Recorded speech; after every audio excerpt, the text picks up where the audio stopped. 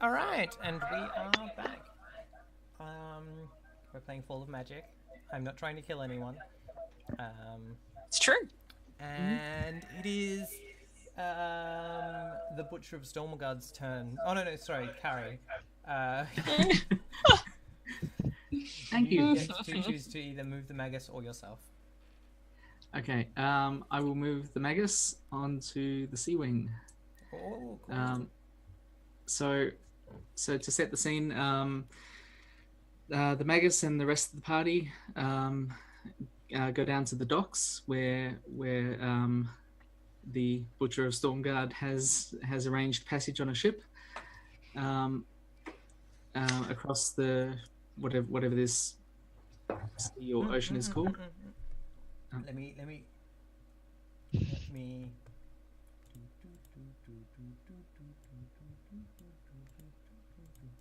Yeah, let's do just this whole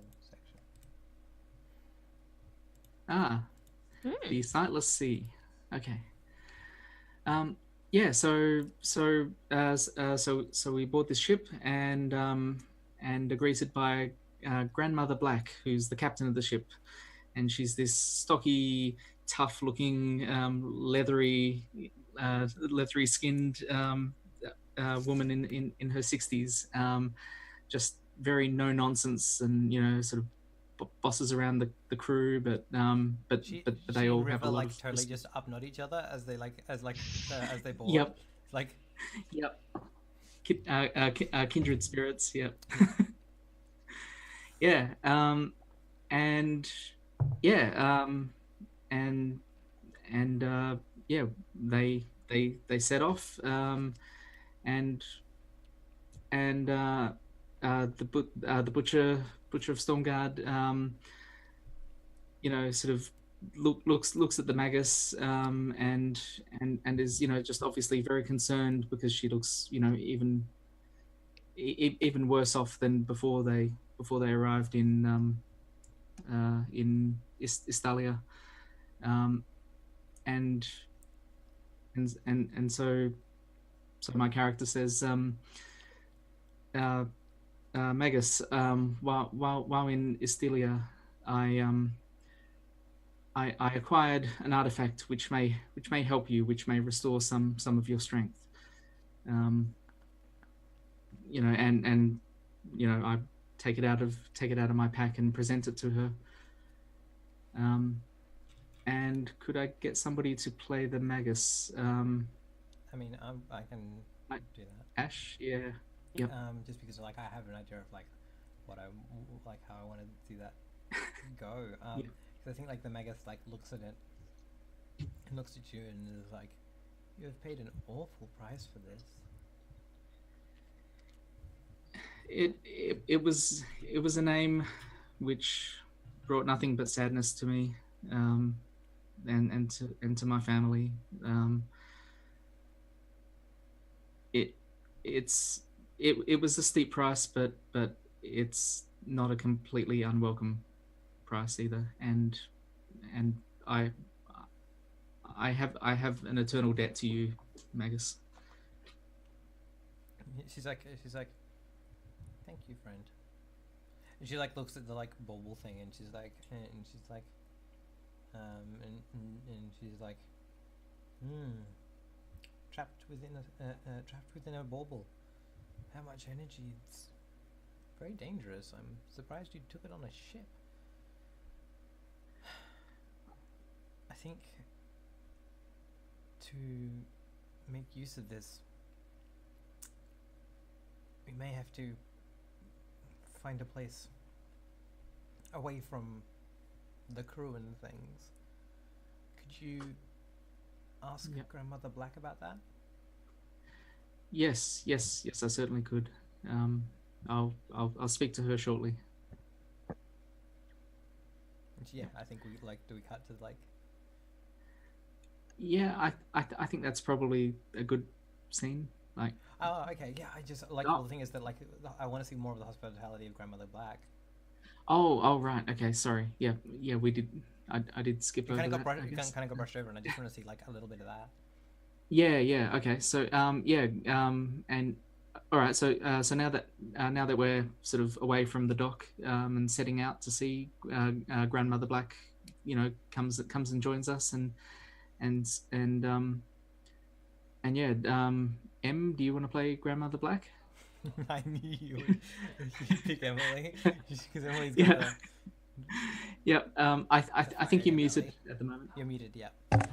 Sorry, I'm being so good at muting myself, and You're doing a then good job. yeah. Congrats. Yes, I would love to. I'd love to. Yeah, okay. So you said like, leathery, sort of Yeah. wiry older woman. Tough and bossy. Yeah. Yeah, cool. Yeah, okay. So are you going to find her like on deck somewhere? Is that what's where No, we kind of see? I think she's come to us, and we haven't been shown our quarters or anything yet. We've just set off from the dock. Okay. Yep. I think she like comes over to you by way of shouting like instructions to like 4 different people. So she's just like walking, down the deck.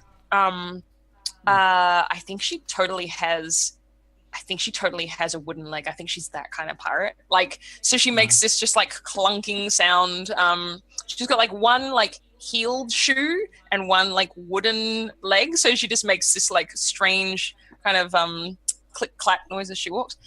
And she's like sort of shouting orders at various different people as she like makes her way through along the deck of the ship, and eventually gets to sort of where all of you are standing.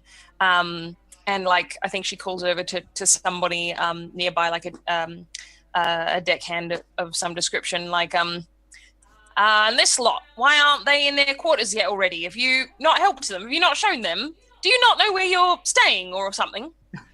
She like sort of is like frowning at everybody, but it seems to be just like her regular expression.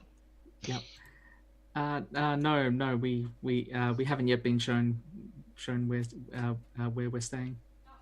Unbelievable. All right. And she like drags like physically drags this like deckhand over and is like, right, then you need to show them.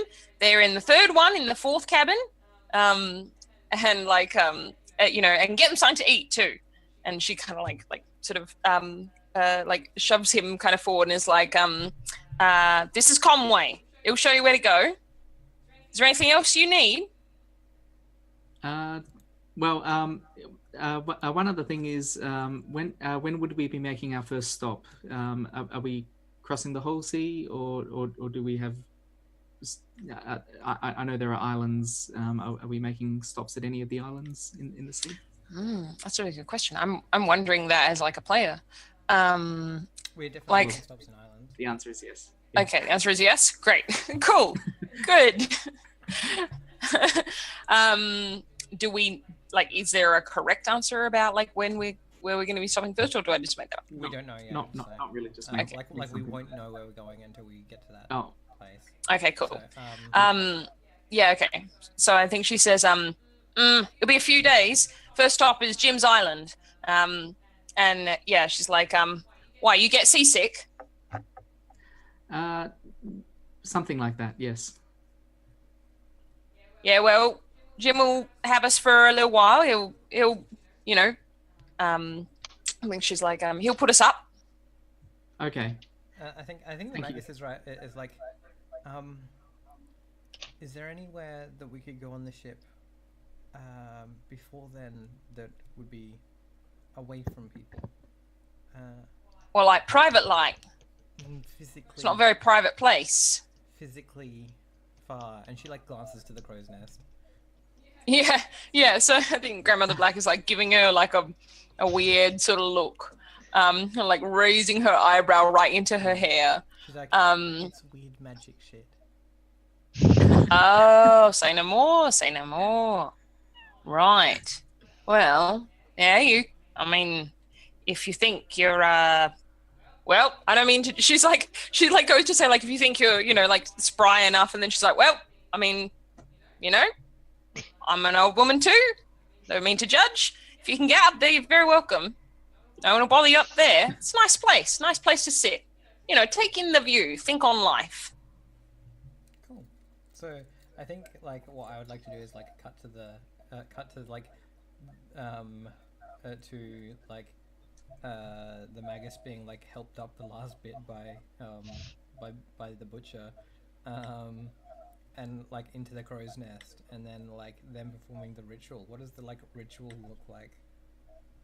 Oh well, I was actually going to say I could do this as my scene later on. Oh yeah, sure. All right. Yeah, Well, if yep. you want to do that, we'll leave it for now. Yep. Okay. All right. Well then. Just in the interest of moving along. Yeah, sure. Emily, do you want to do your turn then? Sure. So, Yeah. And I was like, let's keep it quick, and then I was like, wait, I want to see this. that's all right. So crow's nest. Oh yeah, because crow's nest is one. Yeah, cool. So Yeah. you're gonna do that later. I'm gonna go with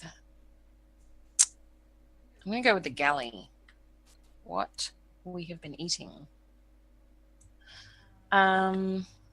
So I think No. yeah, people. So I think okay, try and keep it short. So I think there is Caspian is we see Caspian in the like kitchen of the ship, and it's fairly obvious that they have been either volunteered to help with the cooking or have been assigned a job there.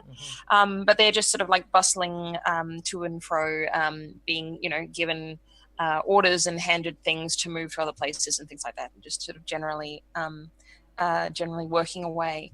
And I think we see sort of like there's like a close-up shot of like Caspian's hands holding like a bowl out, and we get like we see like the hand of the cook with a big ladle sort of come up and like slop this this kind of like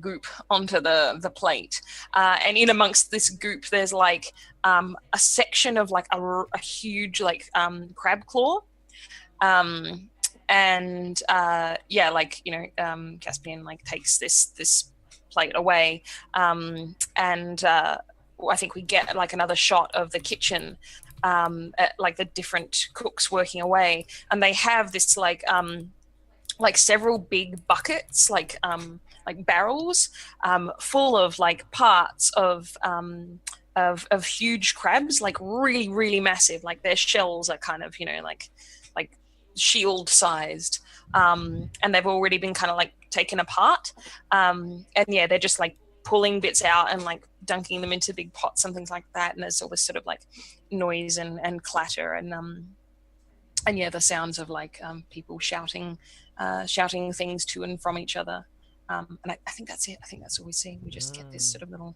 montage of all of these kind of strange sea monsters that the crew is eating. Every time we all get together to eat, I'm just gonna have to like cover Claude's little crab eyes so that he doesn't see what's happening. Yeah, I mean that's the thing. Like I imagine like maybe there is a shot of that. Like maybe there's a shot of like someone putting a plate in front of Fawn with like this almost whole crab there, just kind of She's and, just looking at it like yeah, we just like see her face. Yeah. Yep. Yeah. Cool. Right. That makes it. Whose turn? This your turn, Carrie, I think. Yeah. Actually, hang on. Have we Wait. gone out of We've order? gone the wrong order. Oh no. Okay. It's Well. supposed to be Jess's turn just now. So Jess, you Oops. go. Well, we've swapped. Sorry. Me? Yep. We got ours around the wrong way. Yeah. Oh, okay. All right. Well, mine's gonna be real brief Oh wait. anyway. No, that was right because. No. Oh, was it? Okay, Because Jess is after on Carrie Carrie. is me. Yeah. Okay. That's right. But it's okay. I'm gonna do like a really short one anyway. And I'm gonna go to the sound of the ship. The cabin. Yep, the cabin. So after we've been shown our quarters, I'm assuming the Magus and not Elamura are off doing their weird magic stuff, and Fawn is just laying in her allocated bunk, and at the beginning of the journey, she's like kind of soothed because I think she's grown up kind of knowing Grandmother Black and like not being close to her, but she's like this personality in the town that everybody knows. Like, just got to watch out for Grandmother Black. And so she's kind of comforted by this woman like yelling horrible things at everybody else on the ship. She's like, the sounds of home. But I think as they go further on, and the sounds of Estalia kind of fade away, and they go from the comfort of the port to the actual sea. It kind of sinks in that they're like she just had a nice time because they stopped at her house, but the ship is creaking, and every so often she hears noises from the deep, which probably at least some of which are crabs, like the ones that they're eating, and it all gets a little bit darker. Just that little bit of hope she found from her house, from her hometown. It's all kind of really quickly thrown back into perspective for her as the ship creaks. And she can hear the wind knocking about the crow's nest that probably is being used currently for important business. So I think she's also just a little bit worried about the Magus literally falling off the top of the ship.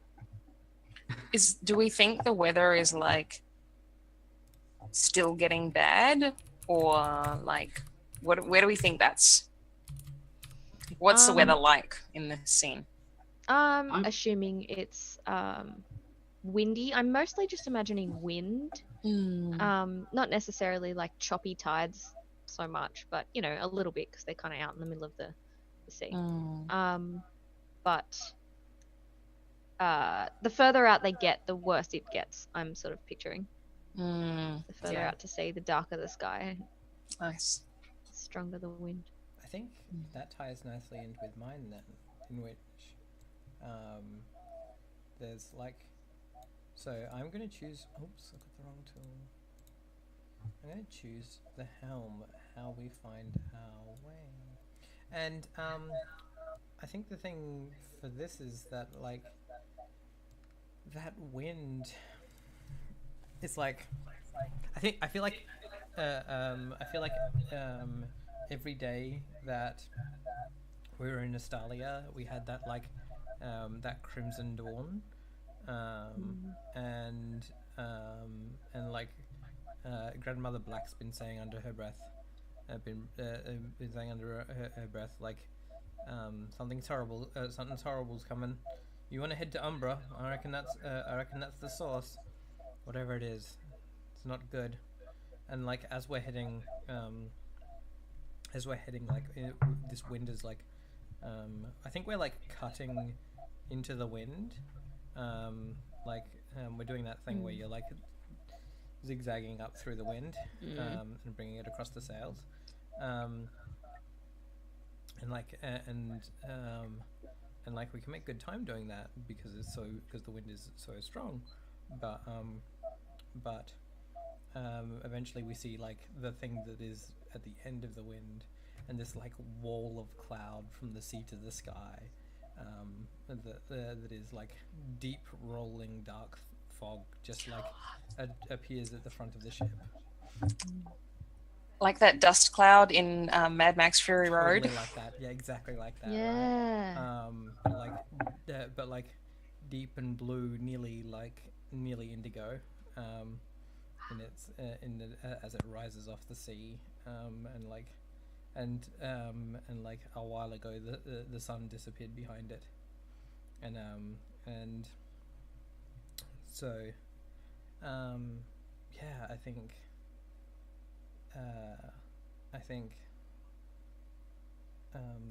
like River is at the front of the ship, and I think she has Caspian with her, and and I think she like takes Caspian's like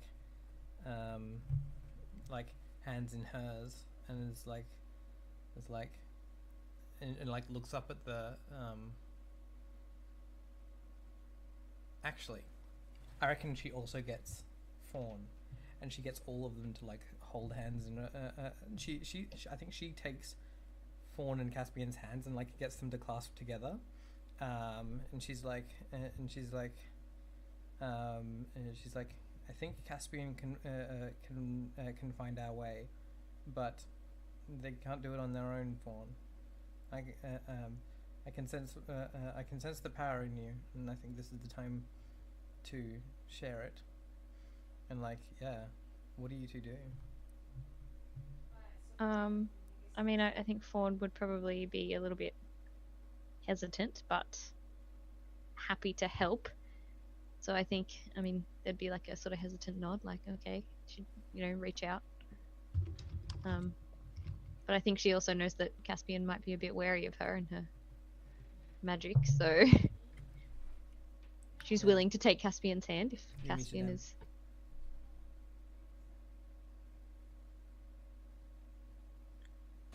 That's weird. Am I still muted? No. Okay. I just pressed the off and on again. I don't know. I think That's weird. I think she It's cool. says to Caspian, like, you've got to trust Fawn, because the only other place to get other place to get what we need is up there. I think Caspian sort of like also, like looks hesitant and kind of like after a moment like they nod and they sign to the Magus. The Magus is so up. it's No, the Magus is up. On Oh, sorry. crow's nest. Oh, sorry. This is Hang on. me. I thought. This is The river. Oh, it's River. Cool. Okay. So yeah, and says to River, like signs to River, is it okay for me to use my magic here?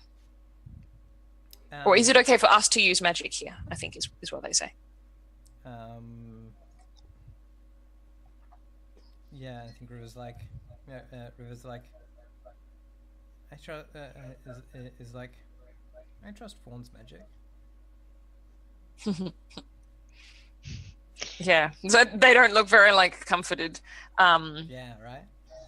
And but they like kind of nod and like put their hands out. And I think like Fawn, when you like take their hands are like really, really cold.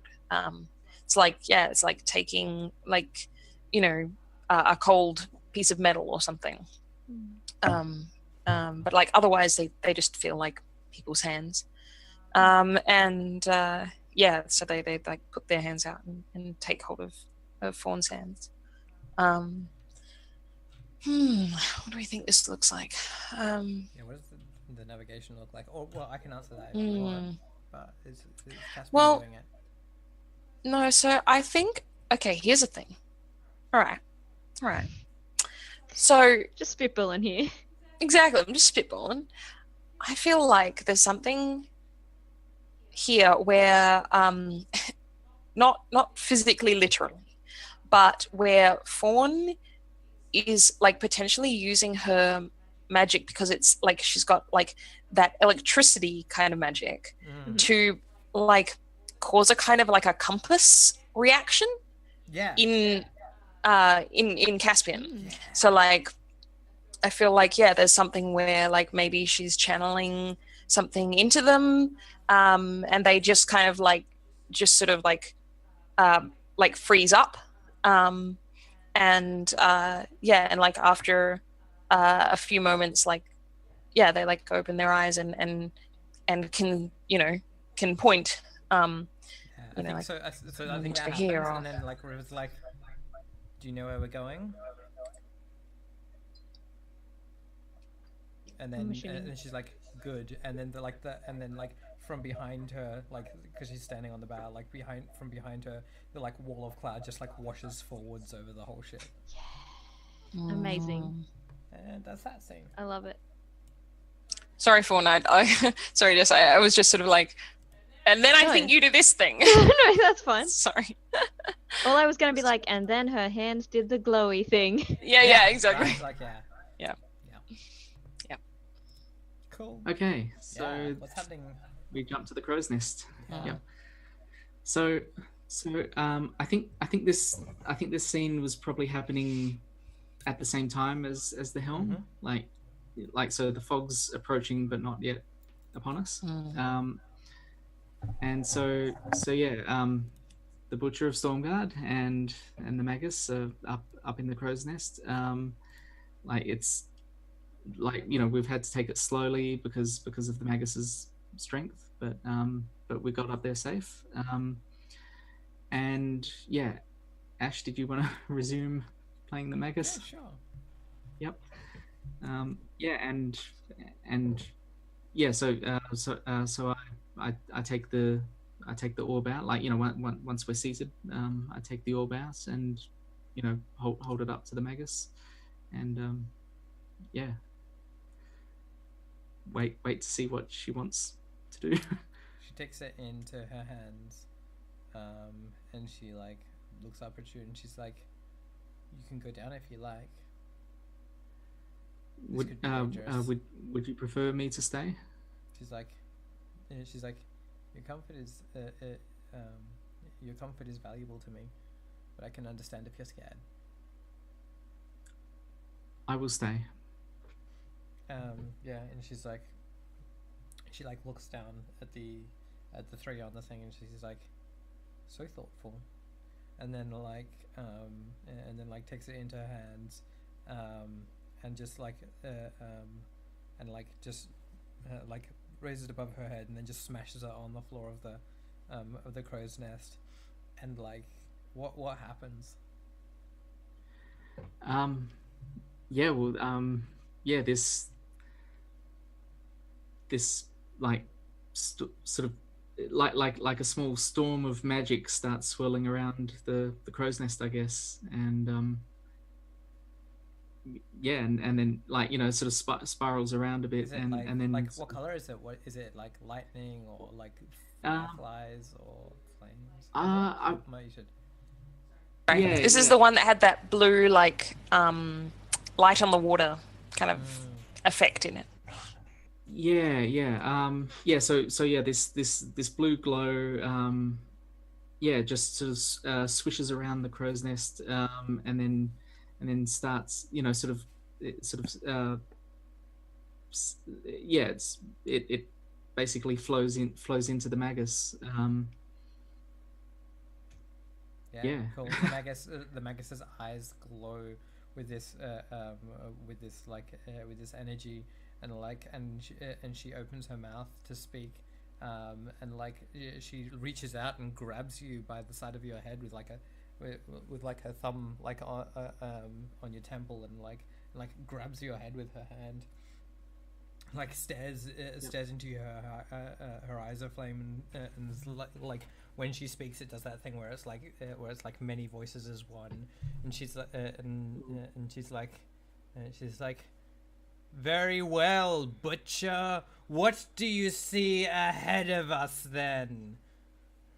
And she like grabs your head and like turns it towards the fog, and it's like, what lies beyond? And okay, so I see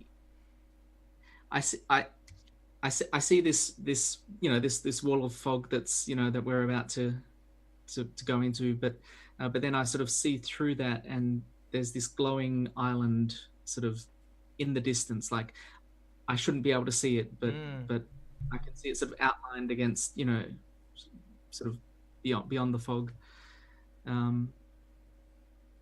And I guess I can't say any more without knowing. Yeah, I mean, what it's going to look like. But she's like, you said, what do you say to her? Yeah, I tell her I can see a glowing island, probably a half day's distance. Yeah, and she's like, weal or woe, child? Is it weal or woe? As in good or bad? Oh, okay. Wheel. Yeah, I think. She's like, good. And then she like the magic like resolves and like her eyes stop burning and she's like, thank you, and then passes out. So I completely imagine that to be like the Avatar state. Yeah, right. Like in- I mentioned it like Yeah. in Lord of the Rings where what's her name gets like the elf gets, Yes. Oh, Where she's like, yeah, I have Galadriel. passed the test. Yeah. That's Galadriel? creepy. Galadriel, yeah. Yeah. Okay. So now I have an unconscious Magus in the crow's nest. Cool. I Good. think I'll just stay up here and care for her until she wakes up. That is fair. Yep. All right. Shall we do our movement? I think. No, who's? Mhm. I have to do one, don't I? Oh no, I've done one. We've all done one. No. So Yes, we've all done one. It's Jess's turn. to We just move did it the in a Magus. weird order, Yes. that's all. yep. Jess's turn Yep. to move the Magus. Mm. So by moving the Magus, if you want to do that, then you will need to draw a card. Mm.